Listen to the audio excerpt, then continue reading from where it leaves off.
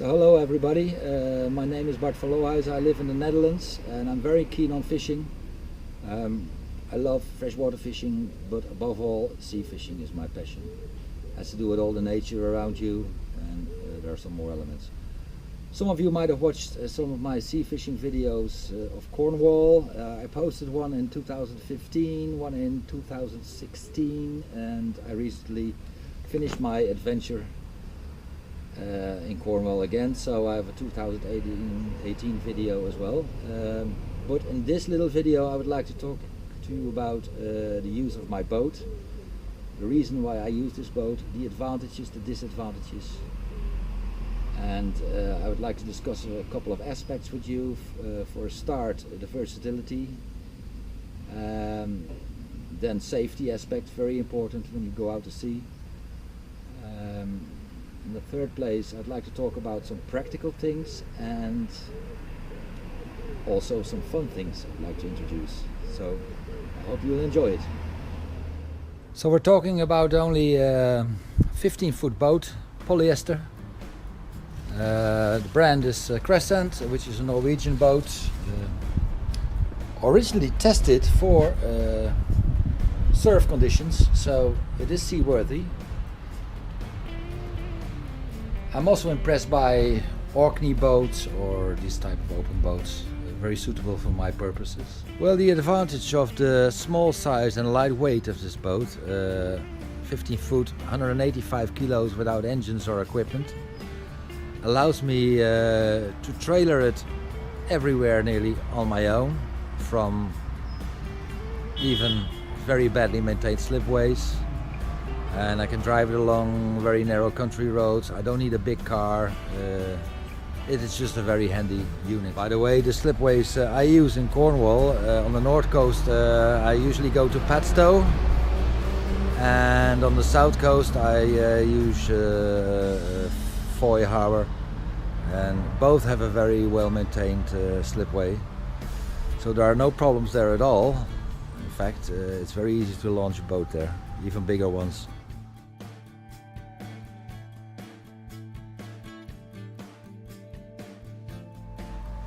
Well, another example of the versatility of this boat is that you can use it for both sea fishing or freshwater fishing.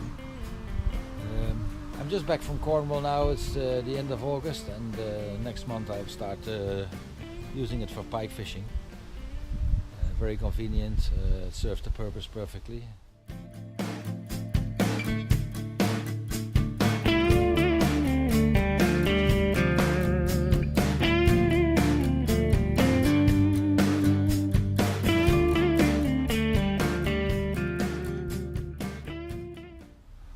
Well, there are not many boats that go offshore with an engine with only 15 horsepower. But in fact that's all this boat needs, because it's only 185 kilos, as I said.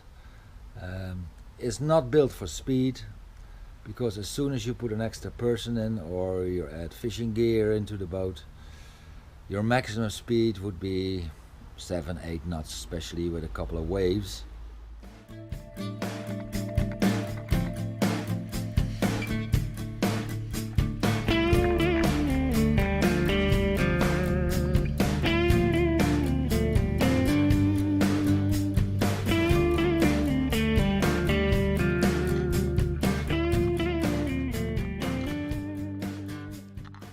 But then when I'm on holidays and I want to go out shark fishing, I take the whole day. I'll be in port, I will launch the boat around 6:30, 7 o'clock, and I won't be back till 7 o'clock in the evening. So that's 12 full hours. So if you want to go out 10 miles, 5-6 knots, it probably takes you 2 hours to get to the shark grounds. Same amount of time to sail back home. That's 4 hours altogether. You still have 8 hours for fishing, and that's more than enough for a shark session. So I'm not in a hurry, but that is a limitation to this boat. You don't reach high speed. Well, I think there are two more important qualities that a lightweight boat has when you go out fishing. You just saw a few shots of it going through waves. Well, when there are very high waves, say up to 2.5-3 meters, say with force 5, it's not ideal. but this boat tends to ride the waves, go over them instead of go through them, which is very handy.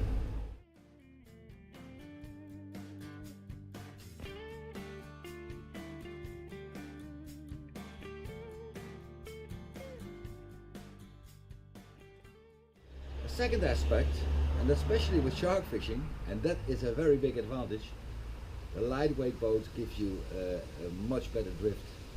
You cover many more miles, especially with very slack winds, when there's no drift at all nearly. At least with a light boat you make some kind of a drift. With an average wind speed, I noticed that drifts of say 2 to 3 miles are quite normal, and then you cover a lot of ground with a bigger chance to come across sharks.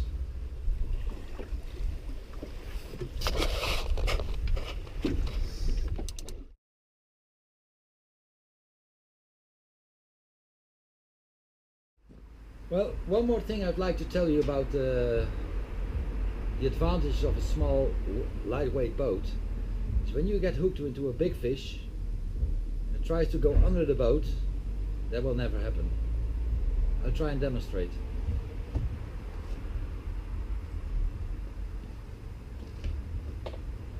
So say here's a big one, trying to go under the boat. Power, power, power, let's go this way, go this way, go this way. This is what will happen. It will never go under.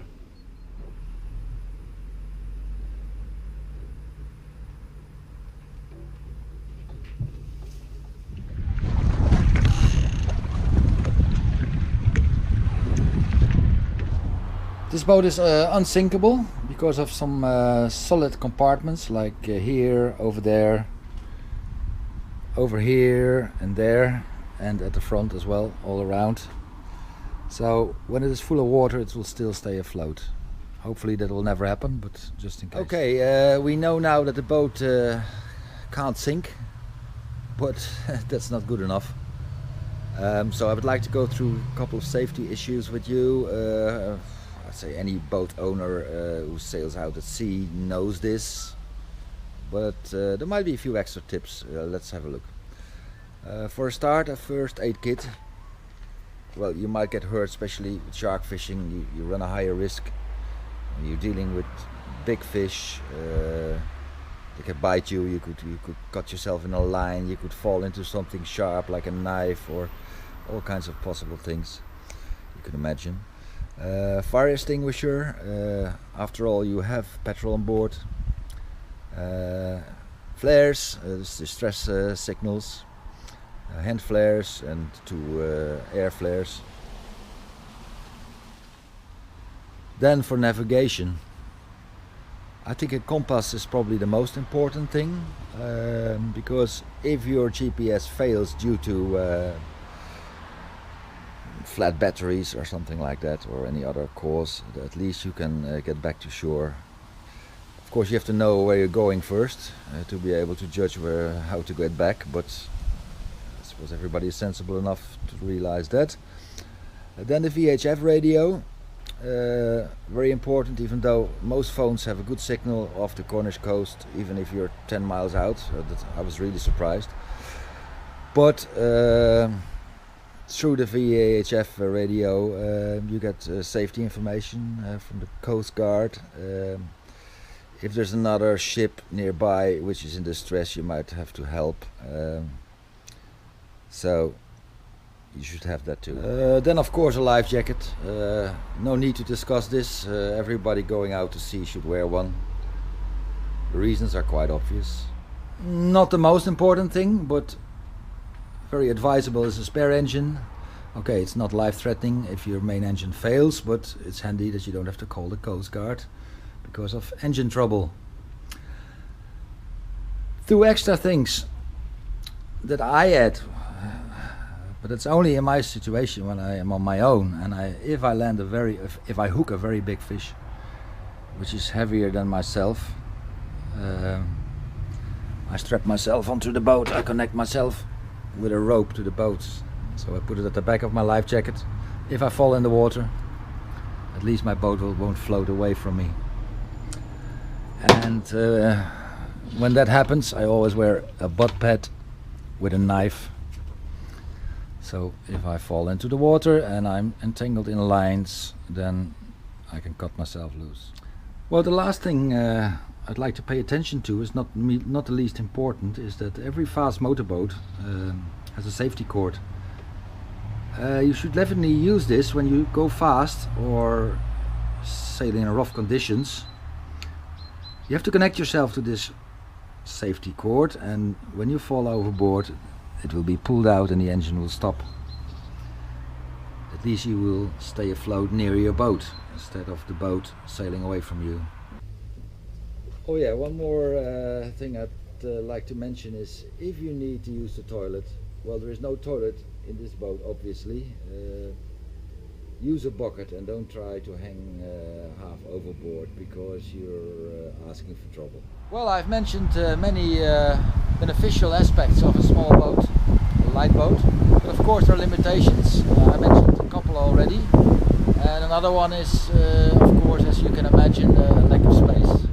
If you've watched any of my videos, you might have noticed that I sometimes change this small boat into a kind of cargo ship.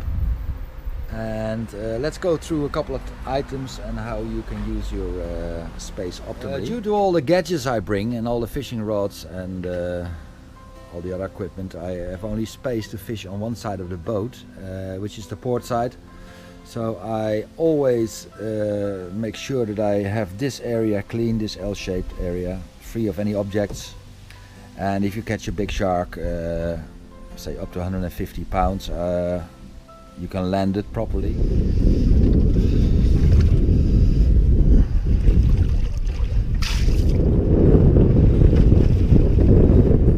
Okay, let's focus on a few things. For a start, the anchor box. You could say, well, if you go shark fishing, you only need to catch some bait, mackerel, and for the rest of the day you're drifting, so you don't need to bring any anchors. But I always bring my anchors, and that's a safety matter.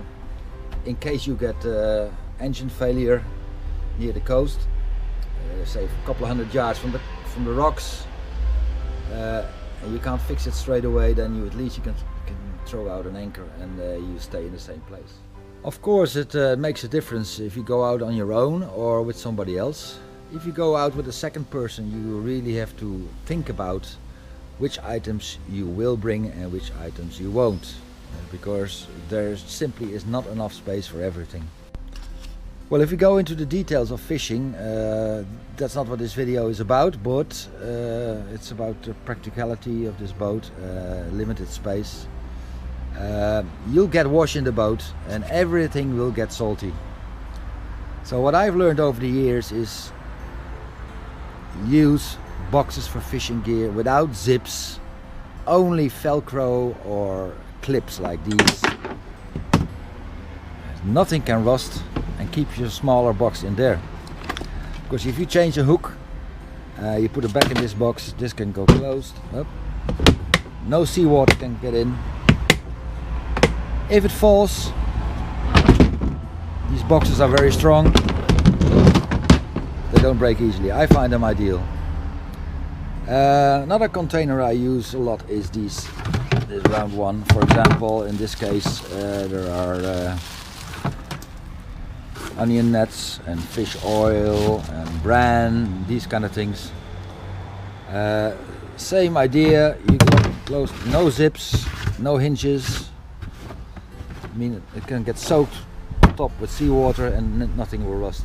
Okay, but then if you're going to ride the waves, it's all very nice, but this gear will fly all over the place. So what I found very handy is the use of these well, elastic straps.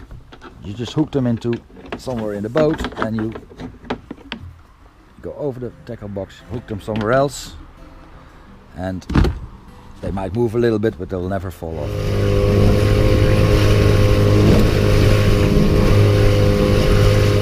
What I find very handy is the Scotty system of rod holders.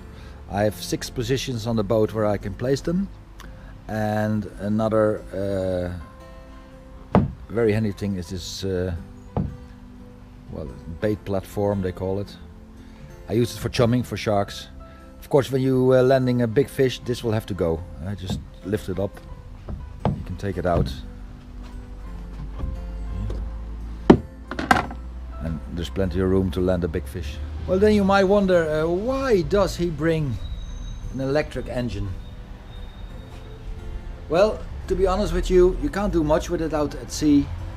The only purpose it could have is when you're close to rocks and you get engine failure, you could just sail away from the rocks because they always work, but that's not a main safety issue really. Another application at sea could be under calm conditions, and that can be nice at times. If you're drifting over reefs fishing for pollock, and once you're over the reef you have to go back, every time you have to start that engine, or you have to keep it running, which can be annoying, and this would be a very silent solution. But I'm not sure if I'm going to bring it again next year. It definitely wouldn't bring you home. Under calm conditions, with a very slow tide, it might bring you 2 to 3 miles, but that's about it. Well, are there any more objects you could put on a boat? Yes, of course. The sky is the limit. What you have here is a downrigger. Well, you're probably wondering, what does he need a downrigger for if he goes fishing off the Cornwall coast? Well, I'm always in for something new and try out. And then you might think, if he wants to use it, where is he going to put it? Well, I've thought of a system for that as well. Well, I designed this little piece of material, which is made of waterproof plywood, and you see the holes in the boat. Well, a few holes in the boat, which I've used for 17 years now. That doesn't matter. So I'll shift this in like this, put a few screws in, and then just simply get the downrigger and click.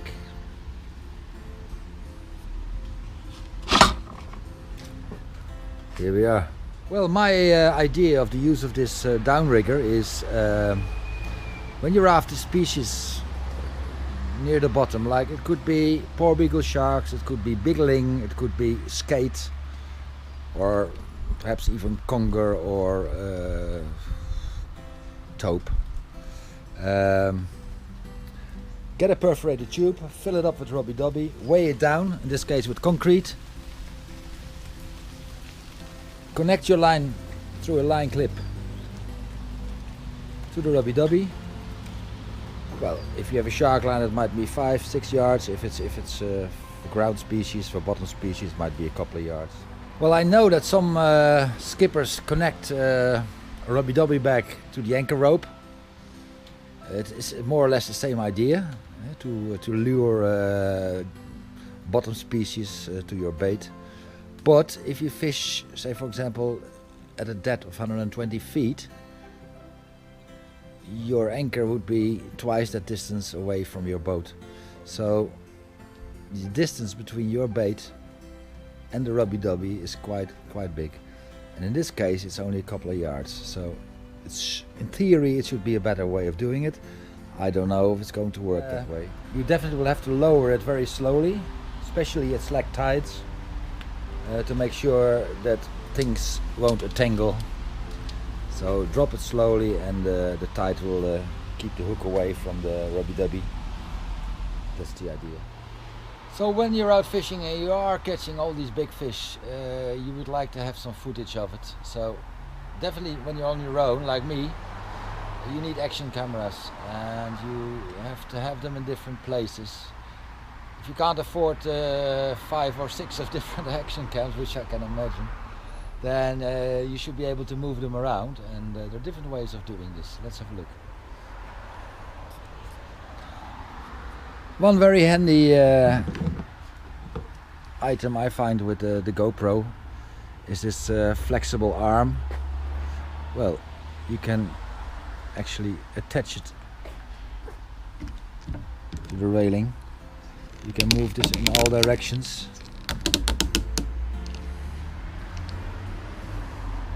So you can film the action, or a bent rod, or when you're moving fast with your boat.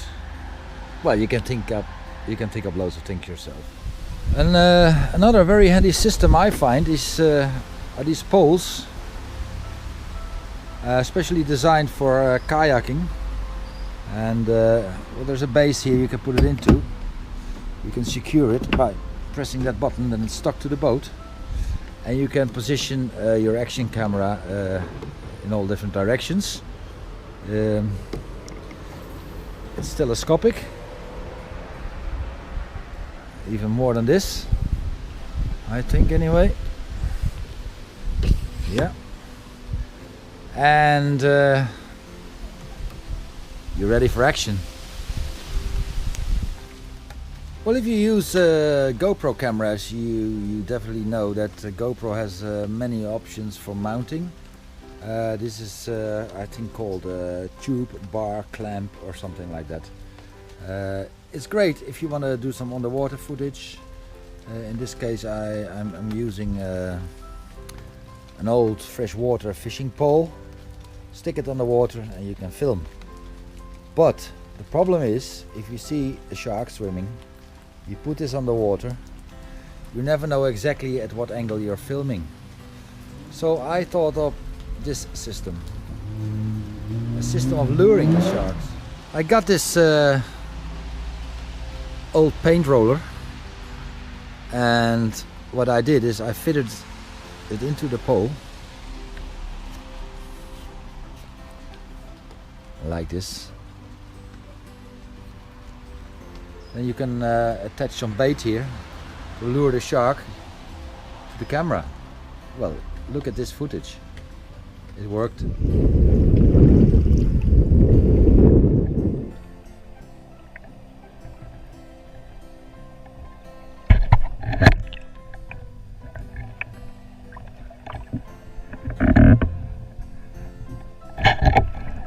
But I was kind of surprised what happened. I thought the shark would definitely go for the mackerel. But no, it ignored the mackerel completely, but bit into the metal parts twice. So the metal has some attraction to them. So that can make you think, if you ever go snorkeling with sharks, don't have too many shiny objects on you, because he or she might go for it. Another interesting system, well, I think it's interesting anyway. I thought there must be another way of filming underwater while you're holding a fishing rod. So I thought of this system. It's made of aluminium. This bar connected to an action camera can actually be lowered down underwater like this. This can be tightened, and what happens is you film from under the boat to the other side. I only got some footage of some mackerel.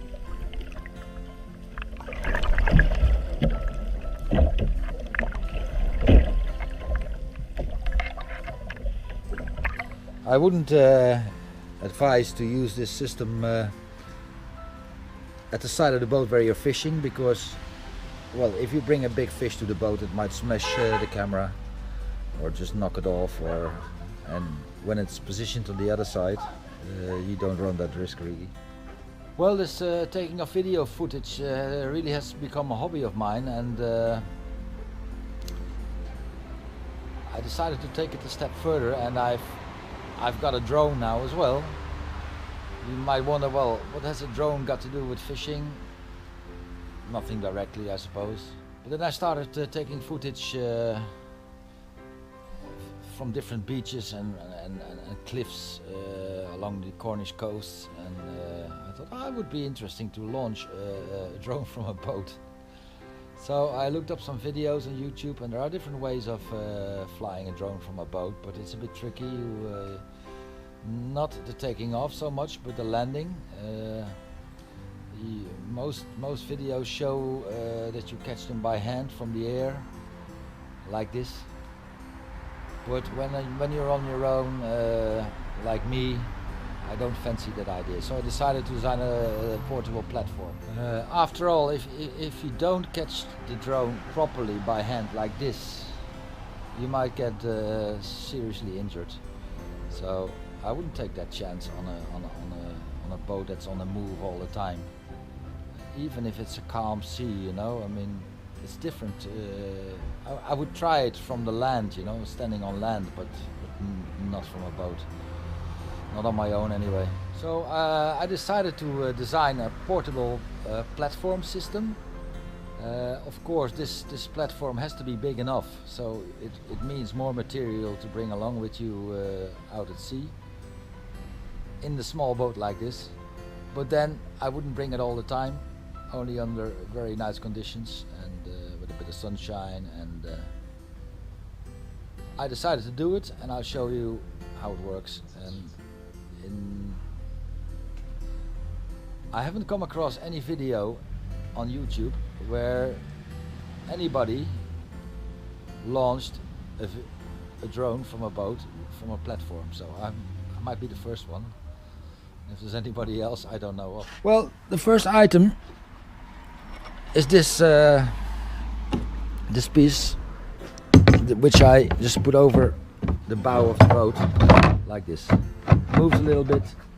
So what I do is I secure it like this. Put a pin in, and this is stuck. That's the base of the platform. During my whole holiday I'll just leave this on. It's not in the way. I can still put an anchor rope here, no problem. Then I also permanently have these two little connections, 1 and 2, and I have the same on the other side. Then these two connectors, with these clamps, I attach this board. That's the second stage. Even that can stay on the boat permanently during the holidays, because that's not in the way either. Then this horizontal bar is connected to this piece and to this piece, and the same is done on the other side of the boat, on the starboard side. So and then of course the platform parts, which are 5 parts, 5 boards, will be laid horizontal and can be secured as well. Well, very important of course is that when this platform is up, it could be very awkward, you know, it's a big thing. So how will I get to all my boxes, gear boxes?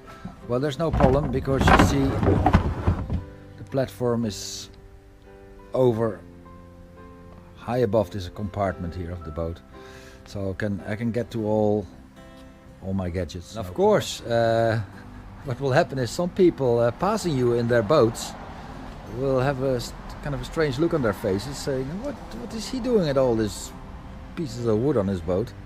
Which I can imagine, but I don't care. I have a purpose for it.